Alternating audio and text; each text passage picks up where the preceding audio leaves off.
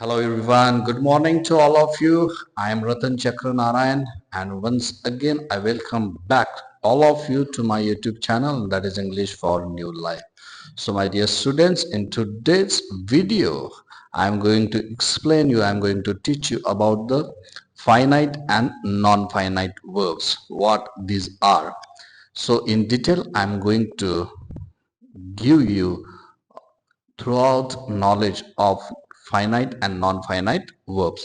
तो आइए हम देखते हैं कि इस वीडियो में फाइनाइट और नॉन फाइनाइट वर्ब्स क्या होते हैं, उनका इस्तेमाल कब किया जाता है, क्यों किया जाता है और किस लिए किया जाता है, इन सभी चीजों को हम देखेंगे। साथ साथ में ये भी देखेंगे कि फाइनाइट वर्ब में और नॉन फाइनाइट वर्ब में क्या अंतर होता है, क्या फर्क होता है, क्यों इन्हें फाइनाइट और इन्हें क्यों नॉन फाइनाइट वर्ब्स ऐसा कहा जाता है, इन सारी चीजों को इस वीडियो में हम देखेंगे। सबसे पहले देखते हैं हम, आइए फाइनाइट वर्ब्स की तरफ हम जाएंगे।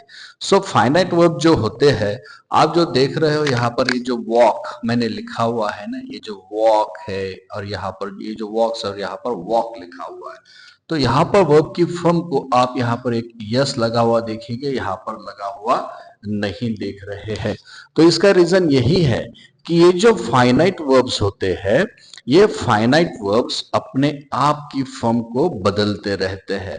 और क्यों बदलते रहते हैं? क्योंकि इनके लिए एक ग्रामर का रूल है कि अगर पर्सन बदल जाता है, टेंस बदल जाता है, तो उसमें अपनी फॉर्म को बदलना इनके लिए अनिवार्य होता है। तो जैसे देखिए यहाँ पर ये सिंपल प्रेजेंट टेंस है और सिंपल प्रेजेंट टेंस में यहाँ पे जो पर्सन है ये सिंगुलर थर्ड पर्सन है, और सिंगुलर थर्ड पर्सन होने की वजह से यहाँ पे हमने वर्ब की फॉर्म को यस लगाया हुआ है। और यही है ना, प्रेजेंट टेंस में यही रूल अप्लाई किया जाता है कि जैसे ही अगर सिंपल प्रेजेंट टेंस है तो थर्ड पर्सन सिंगुलर के साथ में हमें वर्ब्स की फॉर्म को यस या ईएस लगाना होता है। तो आप यहाँ पर देख रहे हैं कि मैं आपको यही एक बात समझाना चाह रहा था कि ये जो फाइनाइट वर्ब्स होते हैं ये पर्सन और टेंस के साथ में बदलते जाते हैं।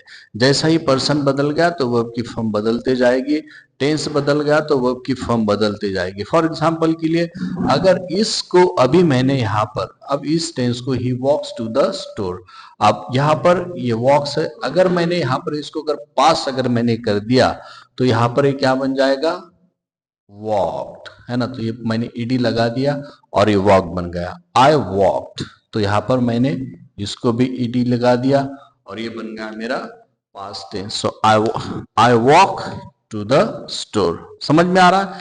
तो यही एक चेंज होता है कि फाइनाइट वर्ब जो होती है टेंस के अनुसार, पर्सन के अनुसार अपनी फॉर्म को बदलते रहते हैं। अब नॉन फाइनाइट की तरफ जाते हैं कि नॉन फाइनाइट वर्ब्स क्या होते हैं।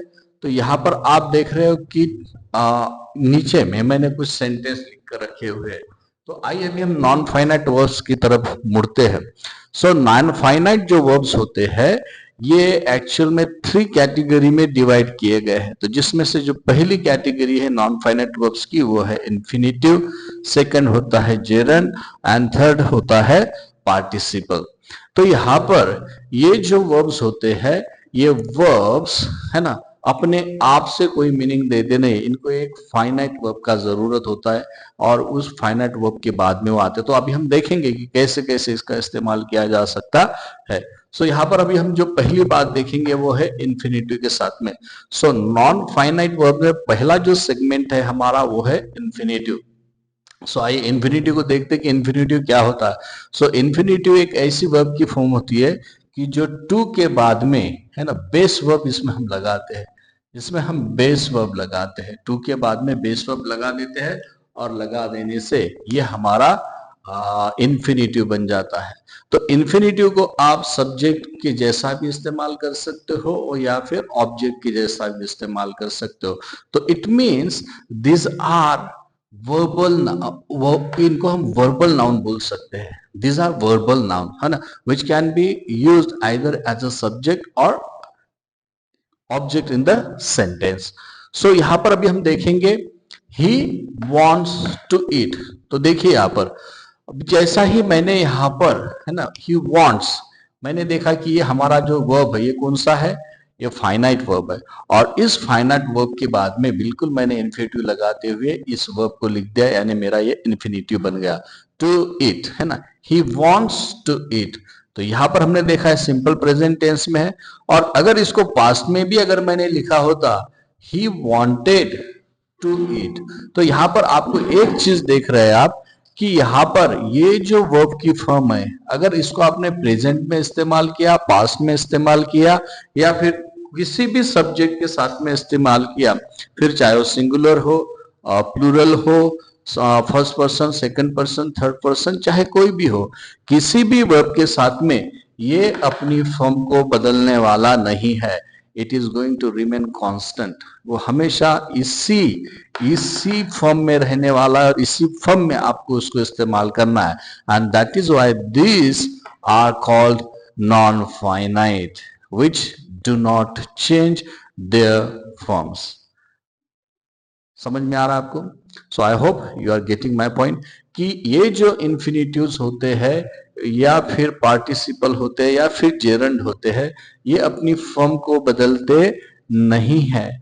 तो इसको ही आपको समझना है। फिर चाहे वो कोई भी टेंस क्यों ना बदल जाए, चाहे सब्जेक्ट क्यों ना बदल जाए, मगर ये जो होते हैं हमेशा अनचेंज होते हैं। तो ये अनचेंज ही रहने वाले हैं। अगर मैंने कहा वी वांटेड, अब यहां पर फिर टू ईट मैंने लिखा है, तो मैंने यहां पर ऐसा, मैं यहां पर ये नहीं लिखूंगा वी वांटेड टू ईट, ऐसा नहीं होगा।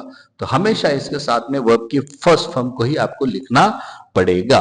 तो ये बात को आपको ध्यान में रखना है। तो यहाँ पर बेस वर्ब लगाकर टू के साथ में हमारा इन्फिनिटिव बन जाता है और इसे आप एज अ सब्जेक्ट और एज अ ऑब्जेक्ट इसमें आपकी सेंटेंस में इस्तेमाल कर सकते हो। तो यहाँ पर हमने देखा कि he wants to eat. Okay, समझ में आ गया? तो इस प्रकार से भी आप सेंटेंस बना सकते हो। यस, सो अगर मुझे इसको एज अ सब्जेक्ट इस्तेमाल करना है तो फिर मैं ऐसा भी लिख सकता हूं, to eat you need to work. अगर तुम्हें कुछ खाना है तो उसके लिए कुछ कमाना पड़ेगा, उसके लिए तुम्हें कमा कर लाना पड़ेगा, that is why you need to work. So to eat you need to work, to read you need a book. तो तुम्हें अगर पढ़ना है तो तुम्हें किताब भी लगेगी। तो ऐसे चीजों को भी आप, ऐसे सेंटेंस को भी आप बना सकते हो और इसके साथ में इनको आइदर एज अ सब्जेक्ट और एज अ ऑब्जेक्ट इस्तेमाल कर सकते हो। अभी सेकंड वाला जो हमारा सेगमेंट है इसमें ये होता है जेरंड। तो जेरंड क्या होता है कि जब हम वर्ब को क्या लगा देते हैं, आईएनजी लगा देते हैं। देखिए यहाँ पर मैंने आईएनजी लगा हुआ है, आप देख रहे हो आईएनजी, और यहाँ पर सेंटेंस के है ना शुरुआत में आपको दिख रहा है। तो ये यहाँ पर ये जो रनिंग है इसको हम जेरंड कहते हैं, है ना। जब हम आईएनजी लगा देते हैं वर्ब, किसी वर्ब को, तो वो जेरंड बन जाता है। और ये जो जेरंड्स होते हैं ये भी एक नाउन का काम करते हैं। That is why they are also called as a verbal noun. तो उन्हें भी हम वर्बल नाउन कहते हैं। तो जैसे देखिए यहाँ पर अगर मैंने लिखा running is good for you, क्या कहा मैंने? Running is good for you. तो तुम्हारे लिए क्या बेहतर है, क्या अच्छा है? तो तुम्हारे लिए दौड़ना। तो दौड़ना यहाँ पर एक नाउन का काम कर रहा है जो कि एक सब्जेक्ट के जैसा हमारे सेंटेंस में इस्तेमाल हुआ है और सब्जेक्ट का काम कर रहा है। समझ में आ रहा है? सो यहाँ पर मैं और भी लिख सकता, और भी मैं कह सकता हूँ आई लाइक स्विमिंग, है ना। तो मैंने स्विमिंग जैसे कहां पर लगा दिया, तो फाइनाइट वर्ब के बाद में लगा दिया मैंने, आई लाइक स्विमिंग। तो फिर यहाँ पे जो वर्ब है, जो लाइक है, उसका ऑब्जेक्ट का काम ये स्विमिंग कर रहा है। इसका मतलब है कि it is acting as a verbal noun in a sentence which became the object of the verb like. तो यहां पर आपको ये चीजों को समझना है। तो आप इसको भी आइदर एज अ सब्जेक्ट और as object can you use it. तो दोनों प्रकार से भी इसका इस्तेमाल आप कर सकते हो। अभी तीसरा और आखिरी वाला जो हमारा पार्ट है नॉन फाइनाइट वर्ब में, ये है पार्टिसिपल। सो पार्टिसिपल्स क्या होते हैं? तो सबसे पहली बात, पार्टिसिपल्स हमारे सेंटेंस में क्या भूमिका निभाते हैं? तो पार्टिसिपल एक वर्बल एडजेक्टिव होता है जो एडजेक्टिव के जैसा सेंटेंस में काम करता है। तो आइए देखेंगे कैसा ये एक सेंटेंस को हमारे इसमें एक एडजेक्टिव की जैसा बनकर उस सेंटेंस में निकल आता है। तो जैसा देखिए यहाँ पर, the running dog is fast. Which dog is fast? The running dog, यानी दौड़ने वाला कुत्ता, जो दौड़ रहा होगा, जो दौड़ रहा है, वो दौड़ने वाला कुत्ता कैसा है, वो फास्ट है। अब यहाँ पर देखिए दो प्रकार के पार्टिसिपल होते हैं। तो एक होता है प्रेजेंट पार्टिसिपल जिसमें हम आईएनजी लगाते हैं, और दूसरा वाला होता है कि जिसमें हम पास्ट पार्टिसिपल को लेते हैं, जैसा कि ब्रोकन, उसको ईडी भी लगा सकते हो, ईएन लगा सकते हो, टी लगा सकते हो, है ना। तो इस चीजों को लगाकर भी आप पार्टिसिपल बना सकते हो जिन्हें पास्ट पार्टिसिपल कहा जाता है। जैसा कि एग्जाम्पल के लिए यहाँ पर the broken glass was sharp. तो कौन सी ग्लास शार्प थी, तो ब्रोकन ग्लास, जो हमें इस ग्लास के बारे में इंफॉर्मेशन दे रहा है। जो टूटा हुआ कांच का टुकड़ा था वो बड़ा ही कैसा था, धारदार था, यानी तेज था। तो यहाँ पर हम देख रहे हैं, तो इसका इस्तेमाल करते हुए भी आप सेंटेंस को बना सकते हो। और यह भी, ये जो रनिंग और ब्रोकन आप देख रहे हैं, इनको भी आप एज अ सब्जेक्ट और एज अ ऑब्जेक्ट आप इस्तेमाल कर सकते हो। अब एग्जाम्पल के लिए अगर इसको ऑब्जेक्ट के जैसा इस्तेमाल करना है तो मैं ऐसा भी कह सकता हूं, I saw an wolf chasing the rabbit. तो जो रेबिट को पीछा कर रहा था, ऐसे उल्फ को मैंने देखा। तो इस प्रकार से भी इसका इस्तेमाल किया जा सकता है।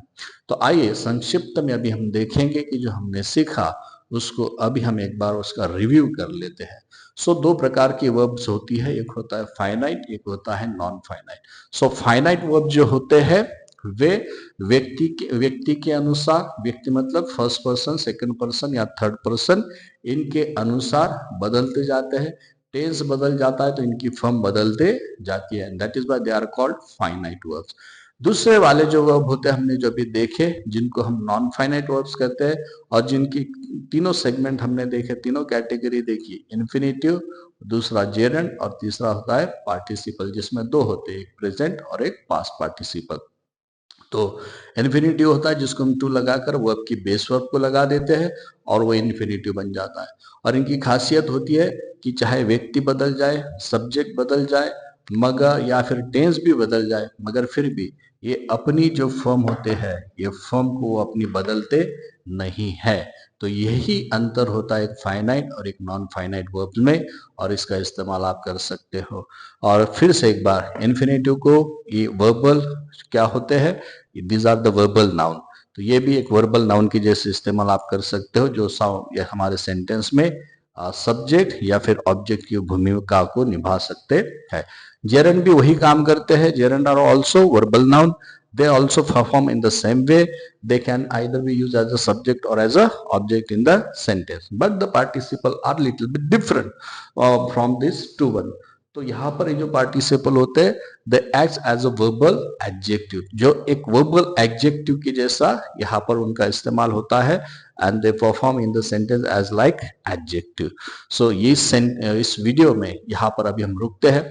I hope you like this video, and if you have liked this video, please do not forget to subscribe to my channel, share this video with others, and please press the bell icon button over that you may get or you receive the upcoming updates of my videos.